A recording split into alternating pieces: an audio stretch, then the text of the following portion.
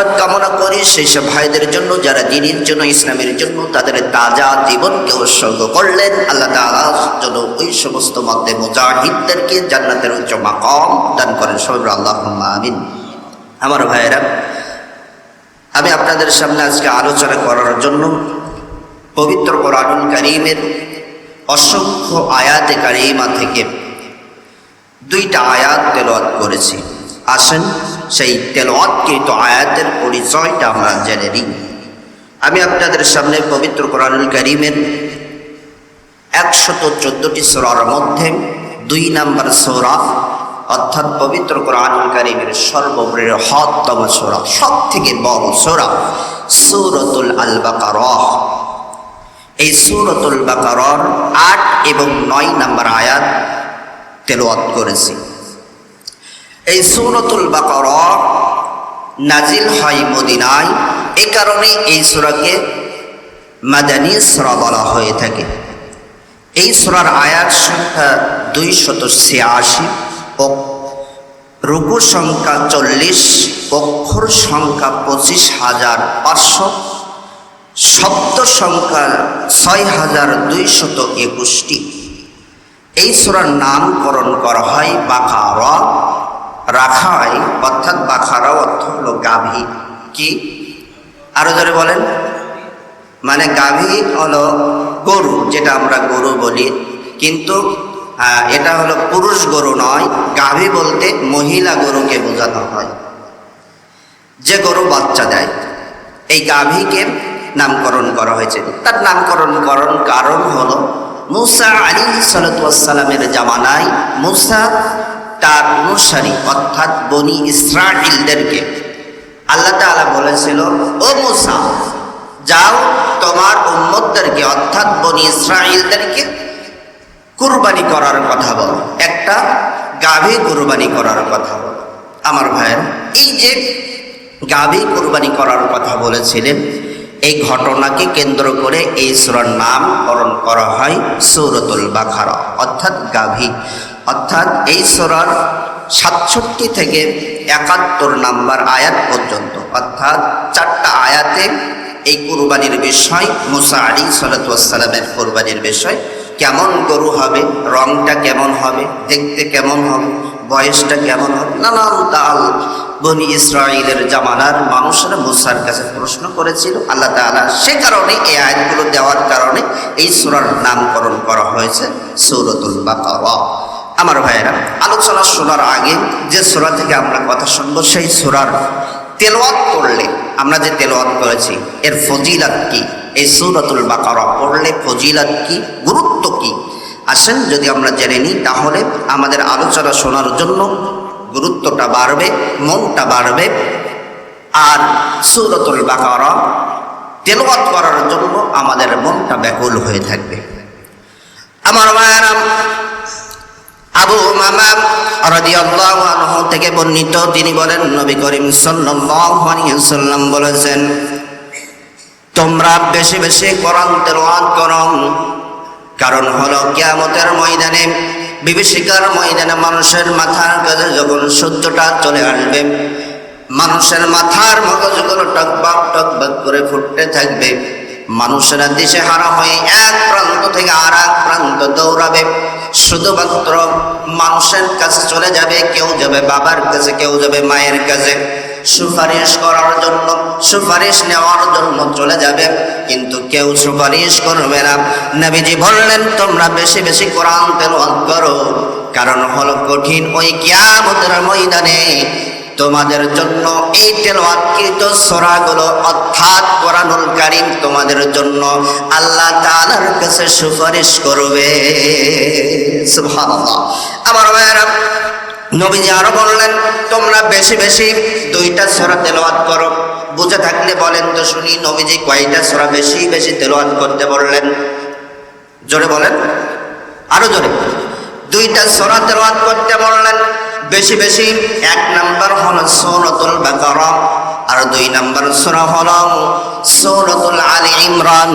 অর্থাৎ নবীজি বললেন তোমরা এই 2টা সূরা বেশি বেশি তেলাওয়াত করবে, কারণ হলো কঠিন কিয়ামতের ময়দানে এই 2টা সূরা তোমাদের সামনে এমন ভাবে আসবে, এই 2টা সূরা 2টা মেঘ হয়ে আসবে, অথবা তোমাদের সামনে 2টা ছায়া হয়ে আসবে, অথবা তোমাদের সামনে 2টা ঝাঁক পাখি হয়ে এসে ওই কঠিন কিয়ামতের ময়দানে তোমাদেরকে ছায়া দান করবে। সুবহানাল্লাহ। শুধুই যে ছায়া দান করবে তাই নয়, এই 2টা সূরা এসে তোমাদের জন্য সুপারিশ করবে আল্লাহ তাআলার কাছে, যাতে করে তোমরা আল্লাহ তাআলার ভয়াবহ জাহান্নামের আযাব থেকে বেঁচে আল্লাহ তাআলার জান্নাতে মেহমান হতে পারো। এই কারণে এই 2টা সূরা আল্লাহ তাআলার কাছে কিয়ামতের ময়দানে তোমাদের জন্য যারা তেলাওয়াত করে তাদের জন্য সুপারিশ করবে। সুবহানাল্লাহ। অর্থাৎ এই 2টা সূরা কিয়ামতের ময়দানে ছায়া হয়ে আসবে, মেঘমালা হয়ে আসবে, অথবা 2টা ঝাঁক পাখি হয়ে এসে কিয়ামতের ওই ভয়াবহ তাপদহের দিনে মাথার কাছে যখন সূর্যটা চলে আসবে ওই দিন আমাদেরকে ছায়া দান করবে, বলি না সুবহানাল্লাহ। আর আমাদের জন্য আল্লাহ তাআলার কাছে সুপারিশ করবে। আল্লাহু আকবার। আমার ভাইয়েরা, নবীজি আরো বলেন যদি কোনো ব্যক্তি এই সূরাতুল বাকারা তেলাওয়াত করে, নবীজি বললেন তোমরা বেশি বেশি সূরাতুল বাকারা তেলাওয়াত করো, কেননা এই সূরার মধ্যে রয়েছে বরকত। অর্থাৎ যদি কোনো ব্যক্তি সূরাতুল বাকারা তেলাওয়াত করতে পারে, আল্লাহ তাআলা তার রিজিকের মধ্যে, তার পরিবারের মধ্যে রহমত, বরকত, বারাকা বেশি দান করবে। সুবহানাল্লাহ। নবীজি আরো বললেন যদি কোনো ব্যক্তি এই সূরাতুল বাকারা পড়তে পারে তাহলে তাদেরকে কোনো জাদুকর জাদু করতে পারবে না। অর্থাৎ আমাদের সমাজের মধ্যে অনেক মানুষ রয়েছে, মানুষদেরকে বান মারে, জাদু করে, জাদুটনা করে, করে কিনা বান করে, জাদু মারে। আল্লাহ তাআলার নবী বললেন যদি কোনো ব্যক্তি সূরাতুল বাকারা প্রতিনিয়তই পড়তে পারে, প্রতিনিয়তই তেলাওয়াত করতে পারে, ওই ব্যক্তিকে কোনো ব্যক্তি জাদু করতে পারবে না, বলি না সুবহানাল্লাহ। নবীজির সাহাবী আবু হুরায়রা রাদিয়াল্লাহু আনহু তিনি অন্য হাদিসের মধ্যে বলেন আমি নবীজির কাছ থেকে শুনেছি যদি কোনো ব্যক্তি তার ঘরের মধ্যে, অর্থাৎ কোনো ঘরের মধ্যে যদি কোনো ব্যক্তি সূরাতুল বাকারা পাঠ করে, আল্লাহ তাআলা ওই ঘরের মধ্যে ইবলিস শয়তান প্রবেশ করতে ভয় পায়। সুবহানাল্লাহ। অর্থাৎ যে ঘরের মধ্যে সূরাতুল বাকারা তেলাওয়াত করা হয়, বাকারা পড়া হয়, ওই ঘরের মধ্যে ইবলিস শয়তান ঢুকতে ভয় পায়। সুবহানাল্লাহ বলবেন না? এজন্য আমরা যারা ঘর নির্মাণ করি, ফ্ল্যাট বানাই, বাড়ি বানাই থাকার জন্য, বসবাস করার জন্য, আমার ভাইরা যেদিন ঘরটা উদ্বোধন করবেন হাফেজদেরকে নিয়ে এসে অন্তত সূরাতুল বাকারাটা পরিপূর্ণ একটা, এই সূরাটা পরিপূর্ণ সূরাতুল বাকারাটা তেলাওয়াত করে নেবেন। এই যদি তেলাওয়াত করে নেওয়া হয় ওই ঘরে ইবলিস শয়তান ওই ঘরের বাসিন্দাদেরকে ওয়াসওয়াসা দিয়ে মানুষদেরকে খারাপ পথে নিয়ে যেতে পারবে না। আল্লাহু আকবার বলবেন না? এজন্য আমরা চেষ্টা করব ইনশাআল্লাহ ঘর নির্মাণ করার পর ঘরটা যেদিন উদ্বোধন করব, থাকার নিয়াত করব, সেই দিন হাফেজদেরকে ডেকে নিয়ে এসে আমরা অবশ্যই ওই ঘরটা উদ্বোধন এভাবে করব কোরআন তেলাওয়াতের মাধ্যমে ইনশাআল্লাহ। আমার ভাইয়েরা, কোরআনুল কারীমের মধ্যে 6666টি আয়াত রয়েছে। এই 6666টি আয়াতের মধ্যে সব থেকে ফজিলতপূর্ণ আয়াত, সব থেকে সর্বশ্রেষ্ঠ আয়াত হলো আয়াতুল কুরসি। এই আয়াতুল কুরসি আল্লাহ তাআলা এই সূরাতুল বাকারার মধ্যে দিয়ে দিয়েছেন। সুবহানাল্লাহ। আমার ভাইরা, যদি কোনো ব্যক্তি এই আয়াতুল কুরসি অর্থাৎ আল্লাহ তাআলার বরাদ্দ ঘোষণা করে, যদি কোনো ব্যক্তি প্রতিদিন পড়তে পারে, সমস্ত শয়তান, ইবলিস শয়তান এবং জিন শয়তান তার থেকে দূরে সরে যাবে, বলি না সুবহানাল্লাহ। আমার ভাইয়েরা, আবু উমামা রাদিয়াল্লাহু আনহু থেকে বর্ণিত, তিনি বলেন যদি কোনো ব্যক্তি ফরজ নামাজের পর যদি কোনো ব্যক্তি এই আয়াতুল কুরসিটা পাঠ করতে পারে, অর্থাৎ সূরাতুল বাকারার 255 নম্বর আয়াতটা তেলাওয়াত করতে পারে, তাহলে ওই ব্যক্তিকে আল্লাহ তাআলা জান্নাত দিয়ে দিবেন। শুধুমাত্র জান্নাত দিতে পারেন না, কারণ ওই ব্যক্তি মৃত্যুবরণ করেন না, এ কারণে আল্লাহ তাআলা সঙ্গে সঙ্গে তাকে জান্নাত দিতে পারেন না। সুবহানাল্লাহ। অর্থাৎ নবীজি বললেন, যদি কোনো ব্যক্তি আয়াতুল কুরসি, অর্থাৎ এই আয়াতুল কুরসি প্রত্যেক ফরজ নামাজের পর সালাম ফেরানোর পর যদি কোনো ব্যক্তি পাঠ করে তাহলে ওই ব্যক্তিকে আল্লাহ তাআলা জান্নাত দিয়ে দিবেন সঙ্গে সঙ্গে। শুধুমাত্র বাধা হয়ে দাঁড়ায় মৃত্যু, কারণ আমরা তো মৃত্যু না বরণ করলে জান্নাতে যেতে পারবো না, এ কারণে আল্লাহ তাআলা আমাদেরকে জান্নাত দিতে পারেন না। অর্থাৎ যারা পাঠ করে প্রতিনিয়তই 5 ওয়াক্ত নামাজ সালাম ফেরানোর পর, ফরজ সালাম ফেরানোর পর, ফরজ নামাজের পর পাঠ করে, তারা মৃত্যুবরণ করবে, আল্লাহ তাআলা তাদেরকে জান্নাত দিয়ে দিবেন। সুবহানাল্লাহ বলেন। আবার ভাইরা, কোরআনুল কারীমের 6666টি আয়াতের মধ্যে সব থেকে বড় আয়াত আল্লাহ তাআলা এই সূরাতুল বাকারার মধ্যে দিয়ে দিয়েছেন, অর্থাৎ 282 নম্বর আয়াতটা আল্লাহ তাআলা দিয়ে দিয়েছেন। সুবহানাল্লাহ। অর্থাৎ 114টি সূরার মধ্যে সব থেকে বড় সূরা এটি। 114টি সূরার যতগুলো আয়াত রয়েছে, সব থেকে ফজিলতপূর্ণ আয়াত আল্লাহ তাআলা এই সূরার মধ্যে দিয়ে দিয়েছেন। আবার পবিত্র কোরআনুল কারীমে যতগুলো আয়াত রয়েছে, সব থেকে বড় আয়াতটাও আল্লাহ তাআলা এই কোরআনের মধ্যে সূরাতুল বাকারার মধ্যে দিয়ে দিয়েছেন। বলি না সুবহানাল্লাহ। আমার ভাইরা, এবার আসেন আমরা যে আয়াতে কারিমা তেলাওয়াত করেছি সেই আয়াতে কারিমার অর্থের দিকে চলে যাই। সবাই আমার সাথে জবান ছেড়ে পড়ি, আউযু বিল্লাহি মিনাশ শাইতানির রাজীম। বিতাড়িত শয়তানের ওয়াসওয়াসা থেকে আল্লাহ তাআলার কাছে পানাহ চাই। বিসমিল্লাহির রাহমানির রাহিম। পরম করুণাময় আল্লাহ তাআলার নামে শুরু করিতেছি। ومن الناس من يقول آمنا بالله وباليوم الآخر وما هم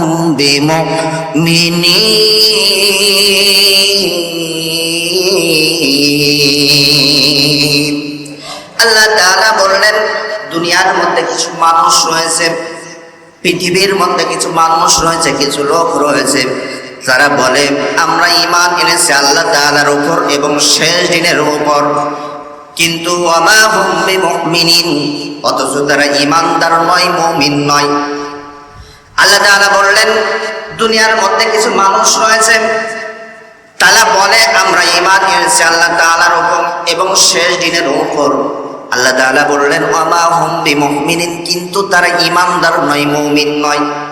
অর্থাৎ তারা মুখে বলে আমরা ইসলাম গ্রহণ করেছি, আমরা কোরআনের ছায়াতলে আছি, আমরা নবীজির অনুসারী লোক, কিন্তু তলে তলে অন্তরের মধ্যে তাদের হলো কুফরি।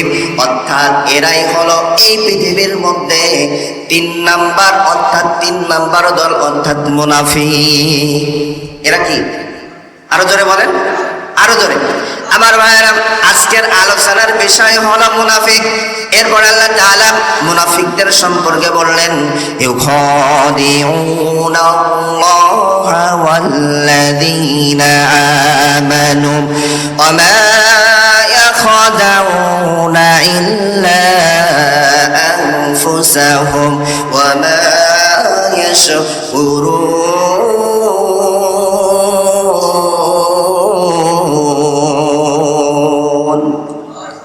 আল্লাহ তাআলা বললেন, ওই সমস্ত মুনাফিকরা, ওই সমস্ত লোকেরা, তারা নিজেরা মনে করে আমরা আল্লাহকে, কাকে? আরো জোরে বলেন। তারা মনে করে আমরা আল্লাহকে এবং ইমানদার মুমিন ব্যক্তিদেরকে, মুসলমানদেরকে ধোঁকা দিচ্ছি, কিন্তু আল্লাহ তাআলা পরক্ষণে বলে দিলেন তারা নিজেরাই নিজেদের ধোঁকা দিচ্ছে, কিন্তু সেটা তারা অনুধাবন করতে পারে না। আল্লাহু আকবার। অর্থাৎ মুনাফিকরা মনে করে আমরা আল্লাহ এবং ইমানদার মুমিন মুসলমানদেরকে ধোঁকা দিচ্ছি। আল্লাহ তাআলা বললেন না না, তোমরা নিজেরা নিজেদেরকে ধোঁকা দিচ্ছ, এটা তোমরা বুঝতে পারো না। আল্লাহু আকবার বলেন। আমার ভাইরা লক্ষ্য করবেন, খেয়াল করবেন, এই মুনাফিক কেমন ভয়াবহ মুনাফিক। আল্লাহ তাআলা এই সূরা বাকারা নাযিল করেন, প্রথম থেকে 4টা আয়াত। কয়টা আয়াত? আরো জোরে বলেন।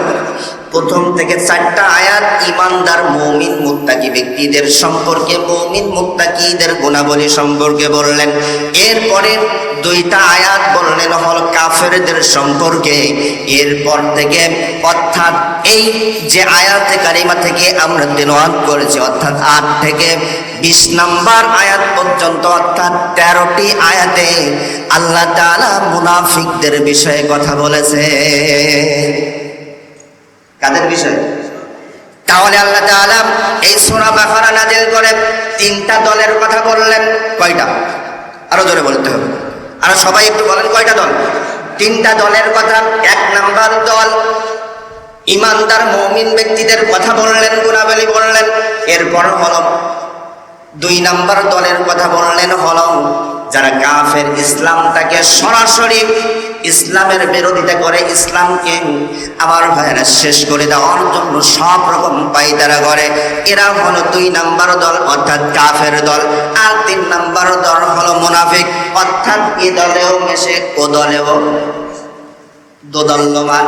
অর্থাৎ মুসলমানদের সাথে যখন যাই তখন বলে আমরা তো তোমাদের সাথে রয়েছি, আমরা তো ঈমান এনেছি।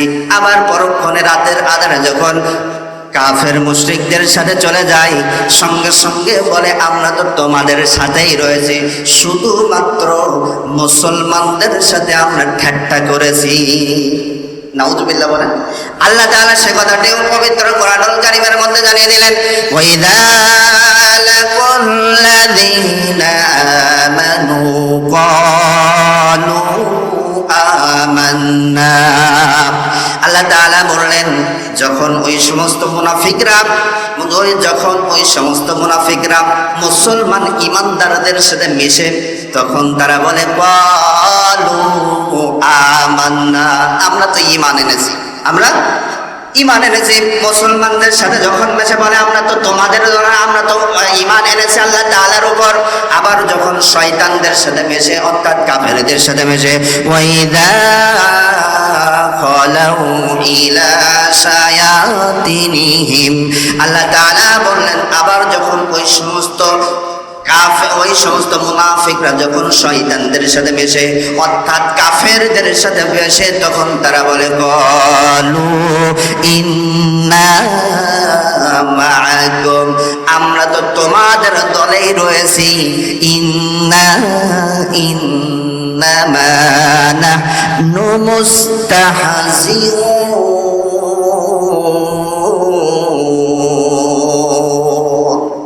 আল্লাহ তাআলা বললেন তারা তখন কাফেরদেরকে বলে আমরা তো তোমাদের দলে রয়েছি, শুধুমাত্র মুসলমানদের সাথে আমরা তাদের দলে গিয়েছিলাম, তাদের সাথে একটু উপহাস করতে গিয়েছিলাম, হাসি ঠাট্টা করতে গিয়েছিলাম। নাউযুবিল্লাহ। আমার ভাইরা, তাহলে এই যে এদিকও থাকে ওদিকও থাকে, এরা হলো 3 নাম্বার মুনাফিক দল। তাহলে পৃথিবীতে দল কয়টা? আরো জোরে, আরো জোরে। আল্লাহ তাআলা কোরআনের কারীমের মধ্যে বললেন দল হলো 3টা। জোরে বলেন কয়টা? আরো জোরে, জোরসে বলেন। 3টা দল। 1 নাম্বার দল হলো ইমানদার দল, 2 নাম্বার দল হলো কাফের দল, যারা প্রকাশ্যে ইসলামকে শেষ করে দেওয়ার জন্য, মুসলমানদেরকে শেষ করে দেওয়ার জন্য সব রকম ষড়যন্ত্র করে। আর 3 নাম্বার দল হলো মুনাফিক দল, অর্থাৎ এদিকেও থাকে ওদিকেও থাকে, এরা হলো গোপনে গোপনে ইসলামটাকে শেষ করে দেওয়ার জন্য সব রকম ষড়যন্ত্র করে। এখন আমার ভাইরা বলেন সবাই জোরে সরে, 3টা দলের মধ্যে আমরা কয় নাম্বার দলে থাকতে চাই? আরো জোরে বলেন। 1 নাম্বার। আমার ভাইরা, এবার আসেন এই মুনাফিক দল কিভাবে বের হলো, মুনাফিকরা কিভাবে প্রকাশ পেল, অর্থাৎ মুনাফিক দল কিভাবে তৈরি হলো। আমার ভাইরা, নবী মুহাম্মদুর রাসূলুল্লাহ সাল্লাল্লাহু আলাইহি ওয়াসাল্লাম যখন মক্কা ছেড়ে মদিনাতে হিজরত করলেন, মদিনাতে যখন চলে গেলেন, মদিনার সমস্ত মানুষেরা, অধিকাংশ মানুষেরা দল বেঁধে বেঁধে এসে নবীজির হাতে হাত রেখে কালিমা পড়লেন, ইসলামের ছায়াতলে চলে আসলেন। আমার ভাইরা, যখন ইসলামের ছায়াতলে চলে আসতে লাগলেন, বিভিন্ন গোত্রের মানুষেরা যখন নবীজির হাতে হাত রেখে যখন কালিমা পড়তে লাগলেন, ইসলামের ছায়াতলে আসতে শুরু করলেন। এরই কিছু মধ্যে, এরই কয়েকদিনের মধ্যে বদরের যুদ্ধ শুরু হয়ে গেল। কোন যুদ্ধ? আরো জোরে। বদরের যুদ্ধ যখন শুরু হয়ে গেল, বদরের যুদ্ধে মুসলমানরা জয়লাভ করল, কাফের মুশরিকরা পরাজয় বরণ করল। আমার ভাইয়েরা, এই বদরের যুদ্ধে যখন কাফেররা অসংখ্য অসংখ্য অগণিত সৈন্য নিয়ে এসে যখন তারা পরাজয় বরণ করল, এই দৃশ্য যখন মদিনার বড় বড় ধনী ধনী ব্যক্তিরা যখন দেখতে শুরু করলো, আব্দুল্লাহ ইবনে উবাই ইবনে সলুল সহ তাদের গোত্র আউস এবং খাজরাজ গোত্রের মানুষেরা যখন দেখতে শুরু করলো, তারা মনে মনে চিন্তা করলো, মদিনার মধ্যে তো আমাদের চাইতে এখন তো মুসলমানদের প্রভাব বেশি হয়ে গিয়েছে।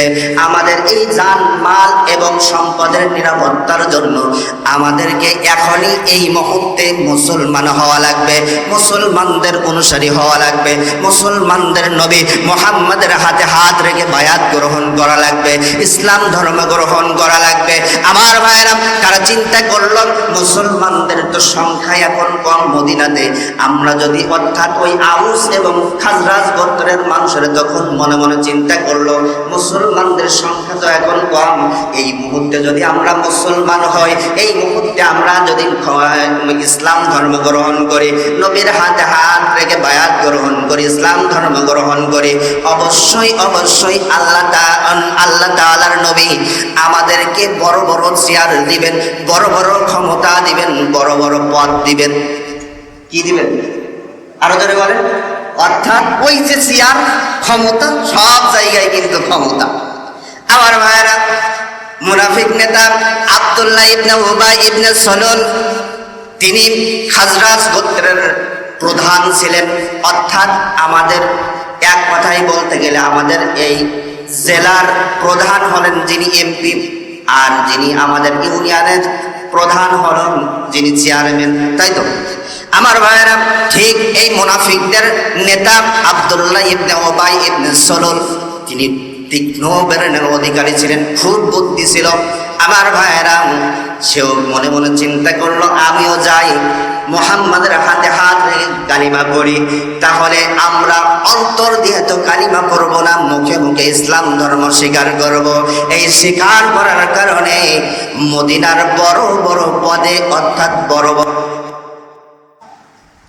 সঙ্গে সঙ্গে সঙ্গে সঙ্গে তারা দল বেঁধে আউস এবং খাজরাজ গোত্রের মানুষেরা, আমার ভাইয়েরা, ইসলাম ধর্ম গ্রহণ করলেন, কালিমার ছায়াতলে আসলেন। আমার ভাইয়েরা, কিন্তু তাদের মুখে হলো ইসলাম, অন্তরে হলো নেফাকি, কুফরি। মুখে আমরা ঈমান এনেছি, ওই যে আমরা বললাম আগেই আয়াতের মধ্যে আল্লাহ তাআলা বলে দিয়েছেন, মুখে বলবে ঈমান এনেছি, কিন্তু অন্তরের মধ্যে নিফাকি, কুফরি। তারা তলে তলে কাফেরদের সাথে ষড়যন্ত্র করে, তলে তলে গোপনে ষড়যন্ত্র করে ইসলামটাকে শেষ করে দেওয়ার জন্য সব রকম পাই তারা করে। আমার ভাইয়েরা, এই মুনাফিক প্রকাশ পেল ওই যে উহুদের যুদ্ধে। কিছুদিন আগে আমি বলেছিলাম, উহুদের যুদ্ধের ময়দান যখন শুরু হয়ে গেল, যুদ্ধে যাওয়ার জন্য কাফেরদের সংখ্যা হলো 3000 আর মুসলমানদের সংখ্যা হলো 1000। নবীজি 1000 সৈন্য নিয়ে যখন উহুদের ময়দানে যুদ্ধের জন্য যাচ্ছিলেন, প্রতিমধ্যে মুনাফিকদের নেতা আব্দুল্লাহ ইবনে উবাই ইবনে সলুল সহ মুনাফিকদের বড় বড় নেতারা তখন বলতে লাগলো, ইয়া রাসূলুল্লাহ, ইয়া হাবিবাল্লাহ, মুনাফিকদের সংখ্যা হলো, কাফেরদের সংখ্যা হলো 3000 আর আমাদের সংখ্যা হলো 1000। এই অসম যুদ্ধে আমরা যাব না, নিশ্চিত আপনি আমাদেরকে ধ্বংসের মুখে, মৃত্যুর মুখে ঠেলে দিচ্ছে, আমরা যাব না। আমার ভাইরা, ওই দিন মুনাফিক পরিচয় পেয়ে গিয়েছিল গিয়েছিল, অর্থাৎ প্রকাশ পেয়ে গিয়েছিল। ওই দিন মুনাফিকদের নেতা আব্দুল্লাহ ইবনে উবাই ইবনে সলুল যুদ্ধের ময়দান থেকে 1 নয় 2 নয় 300 মুনাফিক নিয়ে কেটে পড়েছে। কত? 300। আমার ভাইরা, সেখান থেকে মুনাফিক তৈরি, অর্থাৎ সেখান থেকে মুনাফিক পরিচয় প্রকাশ হতে শুরু করলো। আমার ভাইরা, এই মুনাফিকদের নেতা আব্দুল্লাহ ইবনে উবাই ইবনে সলুল, তিনি 9ম হিজরিতে রাসূল সাল্লাল্লাহু আলাইহি সাল্লাম যখন তাবুক যুদ্ধ শেষ করে যখন ফিরলেন, ঠিক এই সময় শাওয়াল মাসের শেষের দিকে তিনি অসুস্থ হয়ে পড়লেন। অসুস্থ যখন হয়ে পড়লেন, এরপর 20 দিন পর আমার ভাইয়েরা জিলকদ মাসে তিনি ইন্তেকাল করলেন। আমার ভাইয়েরা, তার মৃত্যুটা কেমন হয়েছিল দেখেন। আমার ভাইয়েরা, এই আব্দুল্লাহ ইবনে উবাই ইবনে সলুল যখন তিনি মৃত্যু বরণ করার জন্য মৃত্যুর যন্ত্রণায় কাতর ছিলেন, অর্থাৎ অসুস্থতার মধ্যে ছিলেন, ঠিক এমন সময় তার ছেলে ছিলেন বড় মাপের একজন সাহাবী, তার নাম ছিল হলো আব্দুল্লাহ। আমার ভাইয়েরা, এই আব্দুল্লাহ দৌড়ে চলে গেলেন নবীজির দরবারে। নবীজির কাছে গিয়ে বললেন, ইয়া রাসূলুল্লাহ, ইয়া হাবিবাল্লাহ, ও আল্লাহর রাসূল, আপনিও জানেন আমিও জানি আমার বাবা ছিল মুনাফিক, মুনাফিকদের নেতা। আপনাকে শেষ করে দেওয়ার জন্য, আপনাকে হত্যা করার জন্য কাফেরদের সাথে ষড়যন্ত্র করত, কাফেরদের সাথে আঘাত করত। ইয়া রাসূলুল্লাহ, ইয়া হাবিবাল্লাহ, আমার বাবার অসুস্থ, এখন আমার বাবা মৃত্যুর সাথে পাঞ্জা লড়ছে, মৃত্যুর যন্ত্রণা আমি ছেড়ে হয়ে আব্দুল্লাহ আমি আর সহ্য করতে পারছি না।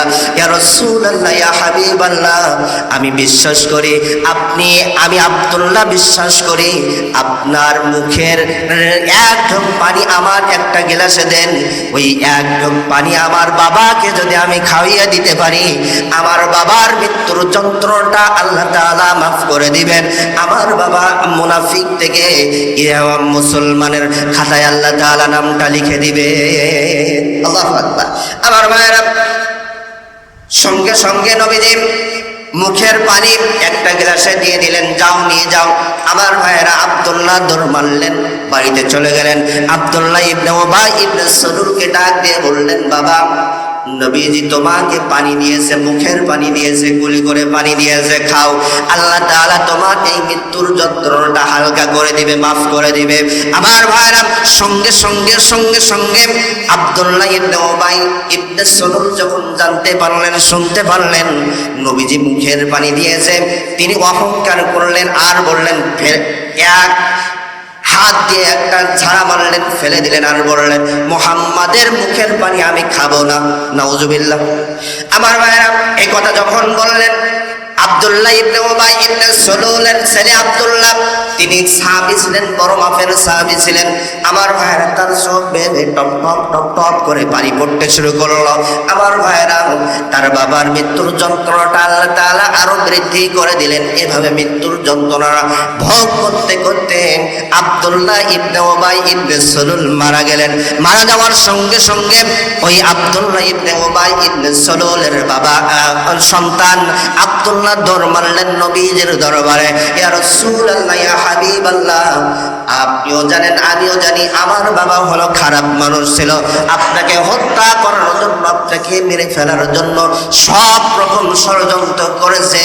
ইয়া রাসূলুল্লাহ, ইয়া হাবিবাল্লাহ, আপনি তো নবী, আমার বাবা মারা গিয়েছে, আপনি এখন আর রাগ করে থাকবেন না, আপনি আমার বাবার জানাজার নামাজের জন্য উপস্থিত হবেন।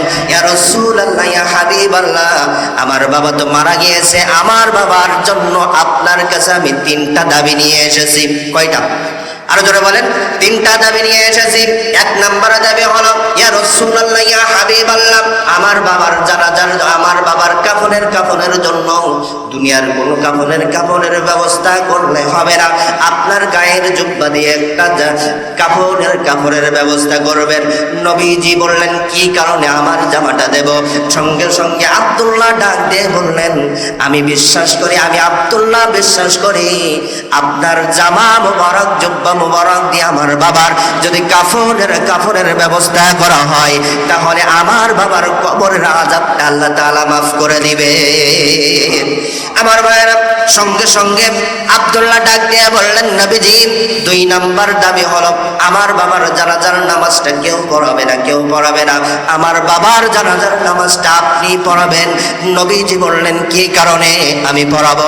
সঙ্গে সঙ্গে আব্দুল্লাহ ডাক দিয়ে বললেন, ইয়া রাসূলুল্লাহ, ইয়া হাবিবাল্লাহ, আমি আব্দুল্লাহ মনে প্রাণে বিশ্বাস করি আপনি যদি আমার বাবার জানাজার নামাজটা পড়ান, আপনি যদি ইমামতি করেন, আপনার ইমামতির সময় যদি আপনার আমার বাবার জন্য দয়া হয়ে আপনার চোখ মোবারক থেকে 1 ফোঁটা যদি বৃষ্টি পানি পড়ে, আমি বিশ্বাস করি ওই পানির জন্য আল্লাহ তাআলা আমার বাবাকে মুনাফিকের খাতা থেকে নামটা কেটে মুসলমানের খাতায় লিখে দিবে।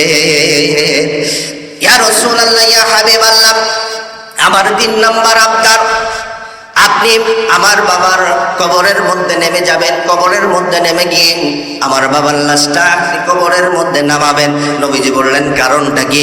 নবীজির সাহাবী আব্দুল্লাহ ডাক দিয়ে বললেন, আমি আব্দুল্লাহ বিশ্বাস করি মনে প্রাণে আপনি যখন আমার বাবার লাশটা ধরে নামাবেন, ঠিক ওই সময় আপনার হাতের পরশ, আপনার হাতের ছোঁয়া আমার বাবার লাশে লেগে যাবে। আর এই লাগার কারণে আমার বাবা আব্দুল্লাহ ইবনে উবাই ইবনে সলুল যতই মুনাফিক হোক না কেন, আপনার হাতের বদৌলতে আমার বাবার কবরের আযাব দিতে আযাবকারী ফেরেশতা আসতে ভয় পাবে। সুবহানাল্লাহ। আমার ভাইয়েরা, সঙ্গে সঙ্গে নবীজি বললেন, ঠিক আছে যাও।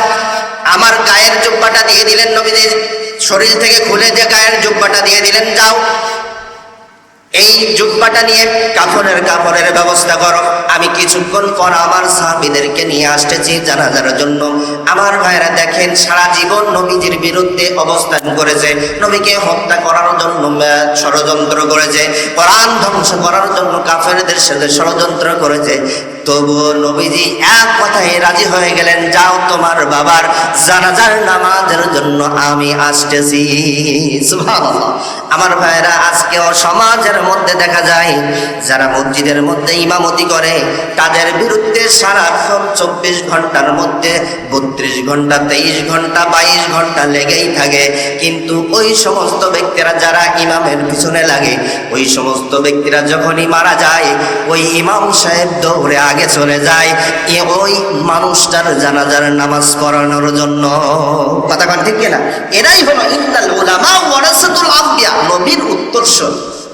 আবার ভাইরা ছুটে চলে গেলেন, নবীজির জামা মুবারক নিয়ে ছুটে চলে গেলেন, গোসল দিয়ে রেডি করে কাফনের কাপড় পরায়ে রেডি করে রাখলেন।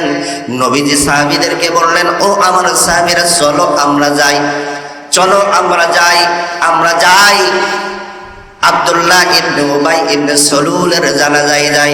আমার ভাইরা, সঙ্গে সঙ্গে ওমর রাদিয়াল্লাহু আনহু পিছন দিক থেকে এসে নবীজির জামাটা টেনে ধরলেন। নবীজিকে ডাক দিয়ে বললেন, ইয়া রাসূলুল্লাহ, ইয়া হাবিবাল্লাহ, আপনি যাবেন না? আপনি আরো জোরে বলেন, আপনি যাবেন না? নবীজি ডাক দিয়ে বলল, ওমর আমি যাব না, কারণটা কি? সঙ্গে সঙ্গে ওমর ডাক দিয়ে বললেন, ইয়া রাসূলুল্লাহ, ইয়া হাবিবাল্লাহ, আপনি কি জানেন না আব্দুল্লাহ ইবনে উবাই ইবনে সলুল তিনি ছিলেন মুনাফিক, আপনাকে ষড়যন্ত্র করত, আপনাকে মেরে ফেলার জন্য, হত্যা করার জন্য। ইয়া রাসূলুল্লাহ, ইয়া হাবিবাল্লাহ, আপনি যাবেন না। আপনি গেলেই, আপনি যতই যান, আল্লাহ তো বলে দিয়েছেন 70 বার দোয়া করলেও আপনার দোয়া আল্লাহ তাআলা মুনাফিকদের জন্য কবুল করবে না। আল্লাহু আকবার।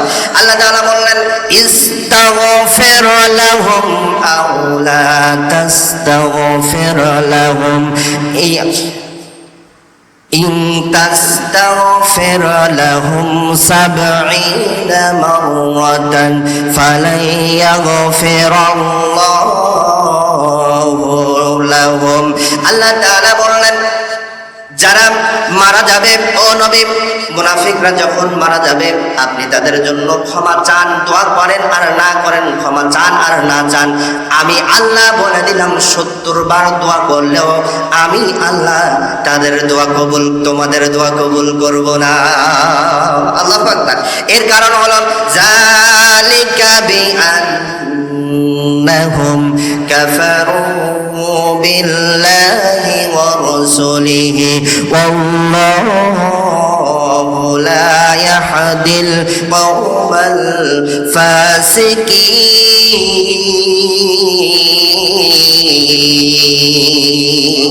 এর কারণ হলো সারা জীবন তারা কুফরি করেছে, ইসলামকে শেষ করে দেওয়ার জন্য তারা ফাসিকি করেছে, অর্থাৎ ষড়যন্ত্র করেছে।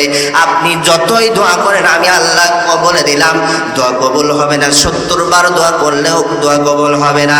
নবীজির সাহাবী কখনো যখন বললেন ইয়া রাসূলুল্লাহ ইয়া হাবিবাল্লাহ, আল্লাহ তো বলে দিয়েছেন 70 বার দোয়া করলেও দোয়া কবুল হবে না, আপনি যতই দোয়া করেন দোয়া কবুল হবে না। নবীজি পিছন দিক থেকে ফিরে আমার ভাইরা মুস্কি একটা হাসি মেরে ডাক দিয়ে বললেন ওমর, ওহী তো আমার উপর নাজিল হয় আমি জানি, আমার আর আব্দুল্লাহ ইবনে উবাই ইবনে সলুলের জন্য 70 বার আল্লাহ তাআলা দোয়া করতে বলেছেন, 70 বার দোয়া করলে দোয়া কবুল করবে না, আমি 70 বারের অধিক আমার আব্দুল্লাহ ইবনে উবাই ইবনে সলুলের জন্য দোয়া করব। সুবহানাল্লাহ। আমার ভাইরা যখন তিনি ওমরের কথা শুনলেন না, জানাজা শুরু করলেন, নবীজির সাহাবী ওমর সামনে গিয়ে হাত বাড়িয়ে দাঁড়ালেন, নবীজি আপনি পড়ান না, আবার বললেন যাও ওমর বাধা দিও না, জানাজার নামাজটা পড়ি। আমার ভাইরা জানাজার নামাজ শেষ হয়ে গেল, নবীজি আব্দুল্লাহ ইবনে উবাই ইবনে সলুলের লাশটা পুরোর উপরে রাখবেন, মুখের লালা মুবারক তার মুখে লাগিয়ে দিলেন। এরপর নবীজি ওই কবরের মধ্যে নেমে আব্দুল্লাহ ইবনে উবাই ইবনে সলুলের লাশটা ওই কবরের মধ্যে রেখে মাটি যখন দেওয়া হয়ে গেল, আমার ভাইরা ঠিক এমন সময় নবীজি ওই কবরের পাশে দাঁড়িয়ে দাঁড়িয়ে আব্দুল্লাহ ইবনে উবাই ইবনে সলুলের জন্য দোয়া করতে শুরু করলেন। ঠিক এমন সময় নবীজির সাহাবী ওমর আবার পিছন দিক থেকে টান মারলেন, নবীজি আপনি দোয়া করেন না, দোয়া কবুল হবে না। আল্লাহ তাআলার সঙ্গে সঙ্গে আল্লাহ তাআলার নবী বললেন দোয়া কবুল হবে। আল্লাহ তাআলার সঙ্গে সঙ্গে ওমরের পক্ষে আয়াত নাযিল করে জানিয়ে দিলেন ওয়ালা তুসাল্লি আলা আহাদিন মিনহুম মাতা আবাদা ওয়ালা তাকুম আলা কবরিহি ইন্নাহুম কাফারু বিল্লাহি ওয়া রাসূলিহি ওয়া মাতু ওয়া হুম ফাসিকিন